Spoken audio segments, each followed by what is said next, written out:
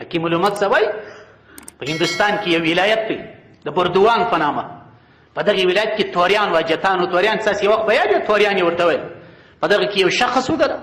چرسي و بنګي و معتاد و. نو هغه وایي چې د خپل ولایت ته سره راغی. الاباد هم په هندوستان کې یو ځای دی. نو هغه منطقې ته راغی کالي مالي یې د زما ور سره واغوستل د ځانه صاحب زر جوړ کړي چې پلانکی هغه د پلانکي ځای راغلی دی. یو وخت خورا مشهور دلته پلانکی هغه دی سرطان دی کینسر دی پلانکی. هغه چې وروسته معلومه شول معامله ګډوډ و ټینګ یې کوي خورک. الله مو دې وساتي مشکلات دي. الاباد ته چې راغی توری و توری. هغه کسان د انسانانو غوښې موږ چې کشرانو خلک ګول د توریان د ځینې انسانانو غوښې ورخوري داسې وحشان. نو الاباد ته راغی کښېنستي دربار یې جوړ کړي. په الاباد کې وایي یو دنیاداره سړی و زموږ ته چې پسله نواب خان رئیس چودري سیټ دا خوارکی یې بس په لومه کې راغی. حاجي امداد الله مهاجري مکي رحمت الله علیه به فرمایله چې هر پیر ته که ټول اهل دنیا ورتله هغه پیر نه دی هغه دنیاداره دی. په پیرانو پسې ګورئ د کم پیر طرف ته چې د اهل دنیا رجوع ډېره وه د دنیادارانو خلکو رجوع ډېره وه هغه پیر نه دی هغه دنیاداره دی. او بیا به دلیل وایه الجنس یمیل الی الجنس. هر جنس خپل جنس ته میلان کوي. کند هم جنس با هم جنس پرواز کند هم جنس با هم جنس پرواز کبوتر با کبوتر باز با باز. هر جنس د خپل جنس سره الوزي. کوترې د کوترو سره الوزي بازان د بازانو سره الوزي. حاجي امداد الله مهاجري مکي صاحب فرمایله د کم پیر طرف ته چې صرف اهل دنیا و روان و صرف د دنیادارو د خانانو دا دنیادار دی دا پیر نه دی. د هرقل د روم پاچا هرقل د ابو سفیان څخه پوښتنه وکړه چې دی په اسلام نو مشرفه سوی د مکې د کفارو مشر دی ولاړې روم ته. په دغه وخت کې نبي کریم علیه السلام د الله عز وجل په نبوت سره مبعوثه کړی د روم پاچا هرقل ورته وویل دا ستاسې نبي څنګه سړی دی دلته تګ راتګ د دنیاداره خلکو ډېر دی د مړو خلکو ډېر دی که د غریبانو فقیرانو. ابو سفیان وایي زما چې ډېرې پوښتنې وکړلې د نسب پوښتنې وکړل د اخلاقو پوښتنې وکړل د ماشومتوب د امانت د دیانت خو ما هېڅ نه څه کولی چې زه په نبي علیه السلام کې عیب راوباسم ځکه په موږ ټولو کې د کوچنیوالي څخه تر لویوالي پورې امین صادق د انسانیت د کمال صفتونه پر تمام وو. دلته وایي ما موقع پیدا کړه ما چې ویل دلته غریبان ډېر راځي که خانان ډېر راځي علما نه بس زموږ په ټولنه کې غریبانو فقیرانو مسکینانو دلته راځي. وایي دا راټول کذلک دا راټول هم اتباع الرسل د رسول او د نبي یوه علامه دا ده چې د ده طرف ته به د فقیرانو او غریبانو رجوع زیات دی. ما غوښتل چې دلته یو انتقاد وکړم چې دا یو سړی دی ګرد هغه خوار او غریب خلک په پسې دي خوار او غریب خلک په پسې دي. حکیم الامت صاحب الحمدلله موږ د الله عز وجل شکر ادا کوو چې زموږ طرف ته طلبه کرام را روان دي غریبان را روان دي مسکینان را روان دي. پر دې د الله شکر ادا کوو ځکه چې نبی کریم علیه السلام ته الله عز وجل نبوت ورکوي. د نبي د نبوت یوه علامه دا ده چې د زمانې خانانو رئیسانو نوابان مې مخالفت کوي. نو ټګ راغی هلته کښېنستي د الاباد په خانانو رئیسانو کې خوارکۍ په لومه کې راغی د یې لوت کې خوارکۍ هغه په پسې و هله هله پیري و مریدي شروع ده دی ورسره پیر سو تحفې دي هدیې دي را روانې دي کیسې دي. نو یو څو عمر بعده وایي دغه جعلي پیر چې بولي دا وایي ولاړې خپل اصلي ولایت ته دی خو د بردوان د ولایت سره راغلی و. دا مرید یا خلیفه چې بولي دا دنیادار او خان سړی وایي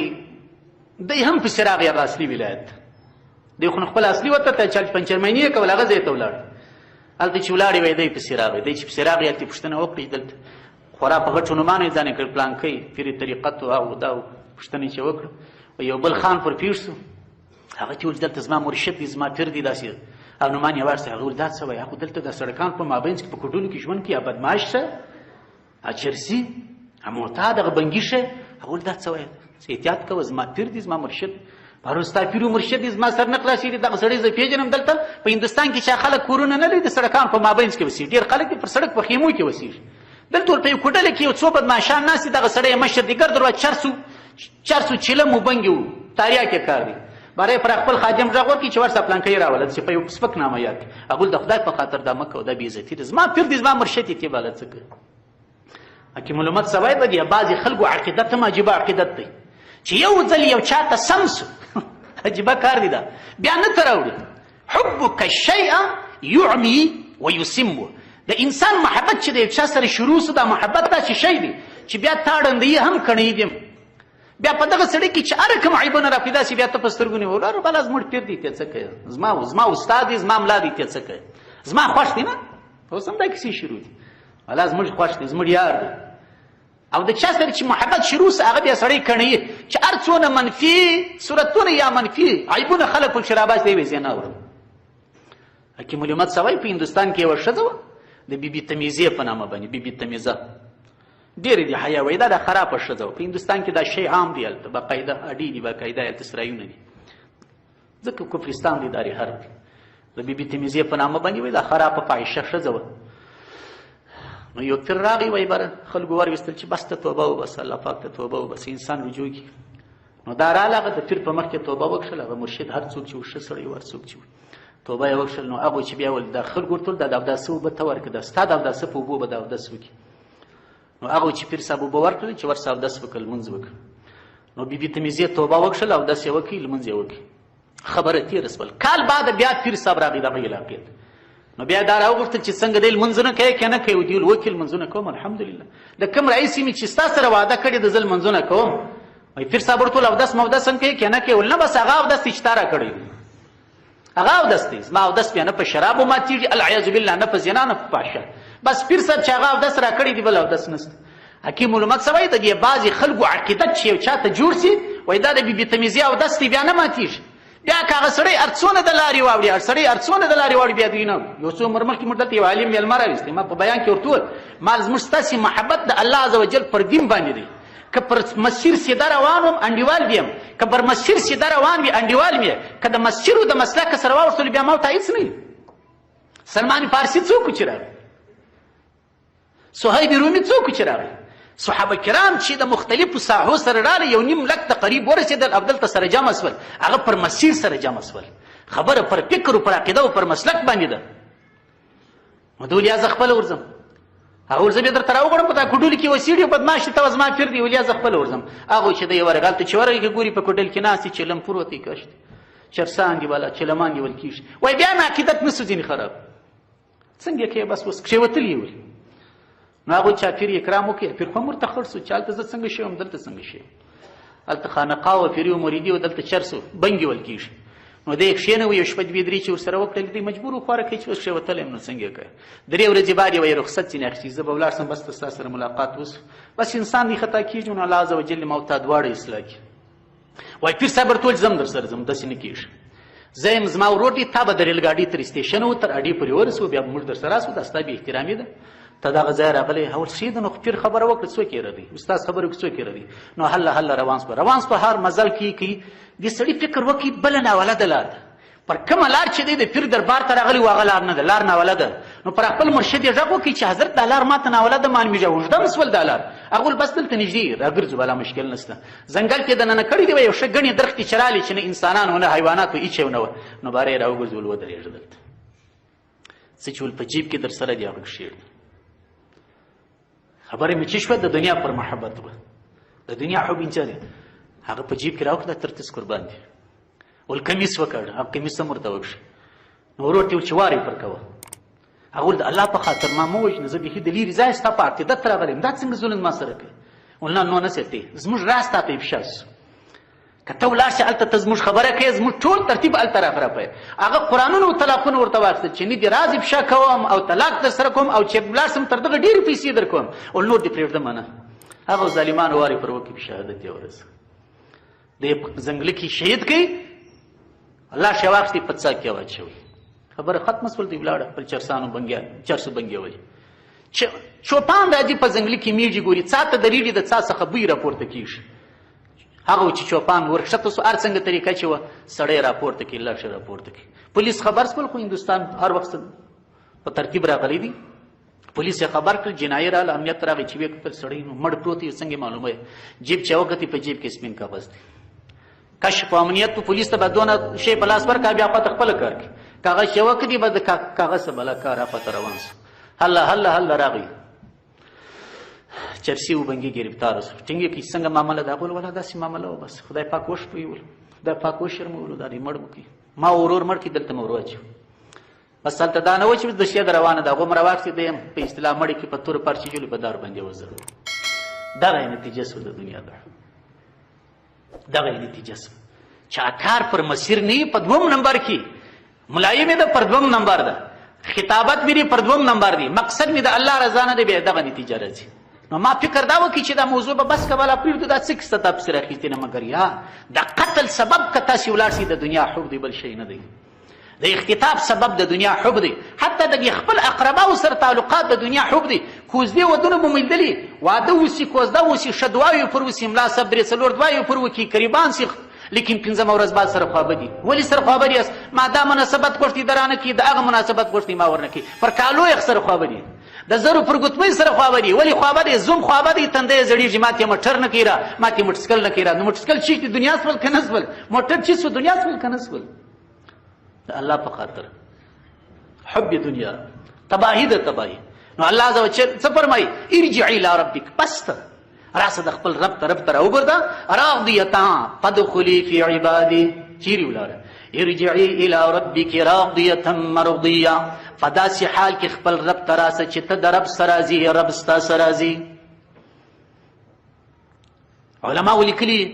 چې انسان ته څنګه معلومیږي چې زما رب زما سره راځي دی هر انسان چې د الله عز وجل پر فیصلو راضي سو دا د دې علامه ده چې د الله د ده سره راضي دی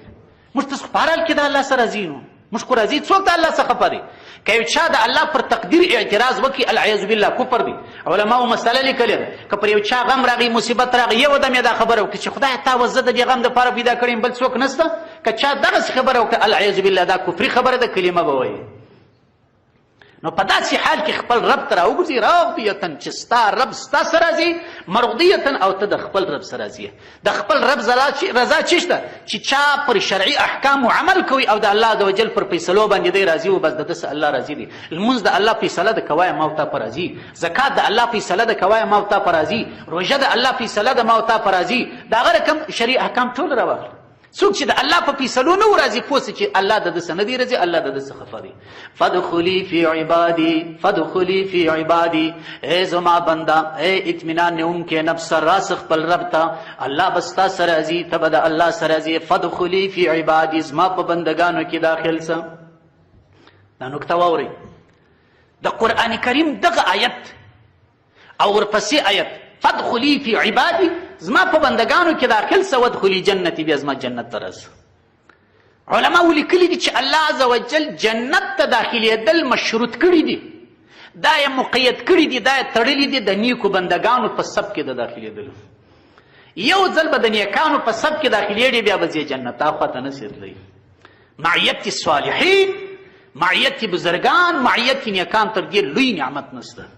یا ایها الذین آمنوا اتقوا الله ای هغه کسانو چې ایمان یې راوړی دي د الله څخه وبېرېږئ وکونوا مع الصادقین صادقینو ملګري سئ فادخلي فی عبادي په نیکانو کې به داخلېږئ بیا به راځئ جنت حضرت یوسف علیه السلام الله عز وجل ته خواست کړی دي فاطر السماوات والارض انت ولي في الدنيا والآخرة توفني مسلما والحقني بالصالحين یوسف علیہ السلام الله ته څه فرمایل فاطر السماوات والارض ای الله ته خو د مځکو او اسمانو پیدا کوونکی ذات انت ولي في الدنيا والاخره ای الله ته زما دوست په دنیا او آخرت کې نن د یوسف علیہ السلام سنت دعای د مسلمانانو صفات دي الله وی زری دوست مړ یا ته می دوست نه کافران مړ دوستان انت ولي في الدنيا والاخره ان الذين امنوا وعملوا الصالحات چیرې ولاړه ان الذين امنوا وهاجروا وجاهدوا باموالهم وانفسهم والذين آووا ونصروا اولئك بعضهم اولیاء بعض مسلمان د مسلمان دوست دی مسلمان د مسلمان دوست دی کافر د مسلمان دوست نشي کېدلی یوسف علیه السلام څه وایي انت ولي في الدنيا والاخره انت ولي في الدنيا والاخره ای الله ته زما دوست دی په دنیا کې هم په آخرت کې هم توفنی مسلمه خدایا ما ته مرګ راکړې د اسلام په حالت کې والحقني بالصالحین خدایا ما د نیکانو سره وموښله معیت ډېر غټ شی دی مفکوره ډېر غټ شی دی مسیر مسلک مذهب غټ شی دی المرء مع من احب المرء مع من احب چې په دې دنیا کې انسان د چا سره مینه شوق رغبت او محبت درلودي د قیامت په ورځ به حشر د هغو سره کېږي نور زما وستا اختیار دی د چا سره یې کوي دا غټ شی دی سلیمان علیه السلام څنګه خواست وکړي ربي أوزعني أن أشكر نعمتك التي أنعمت علي وعلى والدي وأن أعمل صالحا ترضى وأدخلني برحمتك في عبادك الصالحين. تیری جمع میں درتے ہوئے خدایا ما پخپل رحمت سره په نیکانو بندگانو کې داخل کی. انبیاء علیهم الصلاة والسلام الله عز وجل ته خواستونه کوي چې خدایا موږ په نیکانو کې داخل کی. دا تایید دغه یتی فدخلی فی عبادی، زما په بندگانو کې داخل سه. نو چې د دنیا په خاطر څوک قتل کوي، د دنیا په خاطر څوک غصب کوي، اختطاف کوي، چور کوي، ناروا کوي، ظلمونه او فحشاوي کوي، نو دا د چشم سره فدخلی فی عبادی خطرناک معامله ده. حدیث شریف کی راضی نبی کریم علیہ السلام فرمای خبر در ترالندوم ما ذئبان جائعان، واورید مثال سر په خلاص کی. ترمذی شریف حدیث دی. نبی کریم علیہ السلام فرمای ما ذئبان جائعان، ندی دو دانی لیوان او شرمشان ارسلا فی غنم، چې دوی ورلکه وږي تږي و یو رمیه ته د پسو و یو رمیه ته د بزو بافسد لها، دوا وږي لیوان شرمشان چې و یو رمیه ته وږي تږي ورلکه دغه دوه لیوان شرمشان د ارمه دونه نه خرابوي،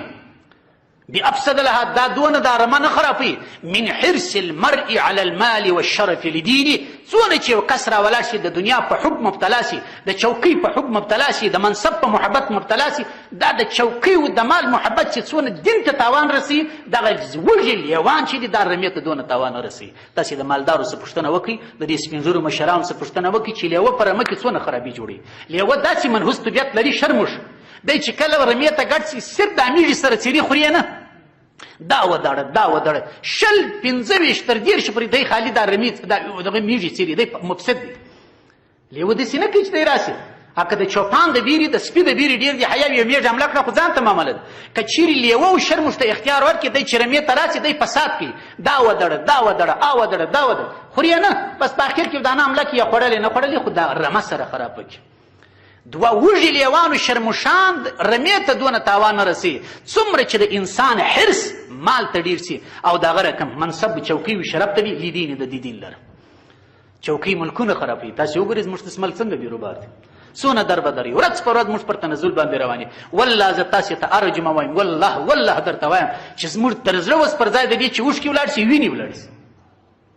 الله ته په خلوت کې موږ ډېرې زارۍ کوو. وانت رجائي مناجات مقبول کې حکیم علومت سے دعا نقل کړي. وانت رجائي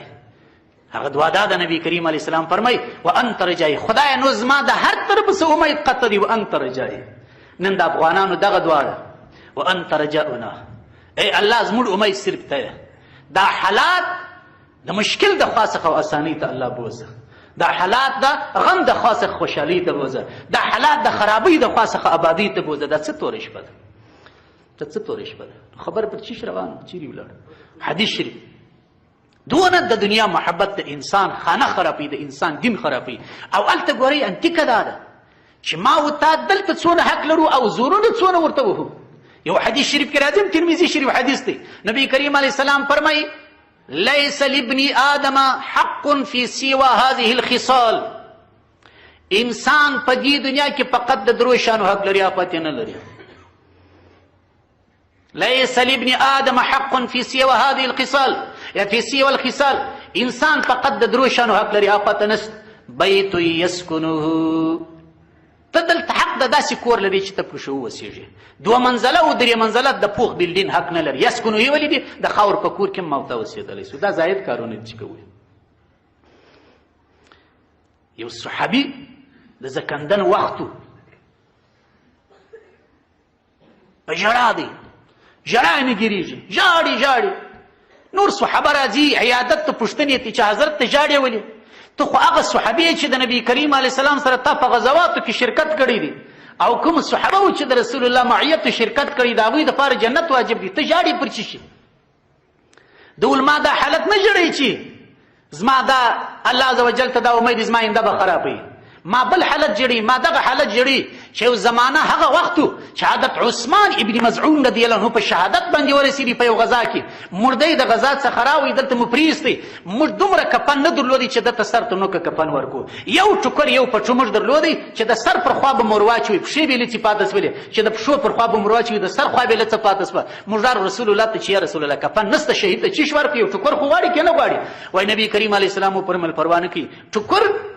د سر پر خوا ور واچوي، ټوکر د سر پر خوا ور واچوي او د پښو پر خوا یې واښه ور واچوي. ما دا حل نه جوړي. اوس ګوره دا زموږ ستاسې تقابل، اوس راسي د معاشرې تقابل وکړي. لیکن نن ما ته داسې، نن موږ په داسې حالت کې ژوند کوو چې دونه پیسې درهمونه او دینارونه موږ ته پراته دي چې ماس یوه د مځکې څه بل ځای موږ نه لرو چې پټ یې کړو.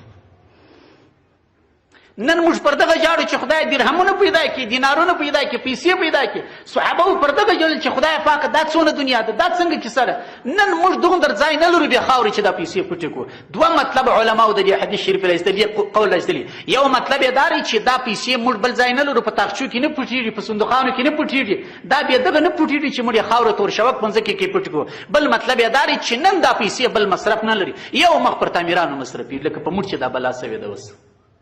حدیث شریف کې راځي هره پیسه چې پر هر شي مصرفېږي خیر پکښې دی، الا البنا، پر تعمیر چې کومه پیسه مصرفېږي هېڅ خیر نشته پکښې. 12 وطاکې جوړ کړي، 24 وطاکې جوړ کړي، لیکن چې دی د دل مسان لا په دې وطاکو کې ګزاره نه کوي. موږ خو د مسجد غټ کې دی الحمدلله سړی پکښې بشي، په یو کور کې 24 وطاک، په یو کور کې 12 وطاک، په یو کور کې 8 وطاک، او 2 کاله بعد یې بېرته ډیزاین خراب دی. نن زه پر دې ژاړم چې موږ ته دونه شیان پراته دي، دونه پیسې پرتې دي چې د هغه ځای نه چې چیرې یې کښېږدو. دغه د معاشرې تقابل دی. موږ پر دغه ژاړو چې نسته، هغوی پر دغه ژړل چې ولې ډېر دي. ځکه علما فرمایي، سفیان ثوري صاحب غالبا فرمایي، وایي که چیرې صحابه کرام نن د قبرو راوځي زموږ داسې حالت ته وګوري، هغه وایي دا څه کوي، دا خو کافران سوي دي، دا نبي علیه اسلام په زمانه کې خو دا ژوند نه و. موږ چې کله دوی ته د دوی ساده بې تکلفه ژوند ته موږ وایي دا خو لیونیان دي، دا ولې داسې خبرې کوي. دونه موږ سره لرې سوي، دونه موږ سره لرې سوي. نو نبي کریم علیه السلام فرمایي بني ادم 3 حق دلته لري: بیت یسکن، یو به یو کور لري چې ته پکښې وسیږې بس، وصوب یواري عورته، بل به یو جامه لري یواري بې عورت، دومره جامه ته حق لري چې خپل عورت په پټ کې بس. وجلف الخبز والماء، او بل دغسې یو ګوله ډوډۍ حق لري او یو څه د اوبو حق لري چې دا ډوډۍ راواخلي په دې اوبو پسې وخوري. هغه ته زاید شان یې، دا که نه وه پریشاني نه ده پکار،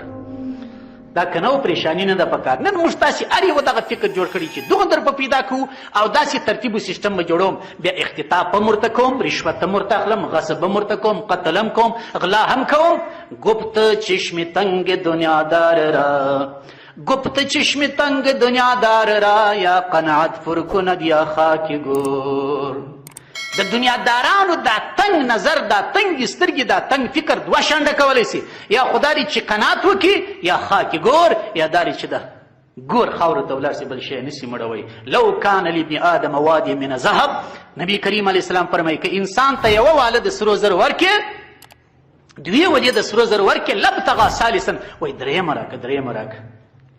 ولا يملأ جوف ابن آدم إلا التراب، د انسان نس بل شی نسي ډکولی بیا له خاورې. نو ارجع إلى ربك فادخلي في عبادي وادخلي جنتي، نیکان جوړ سي بیا راسي زما جنت ته داخل سي. خبرې ډېرې سولې، بس ته پر دغه ځای باندې بیا بس کو. الله عز وجل دې د عمل توفیق راکړي.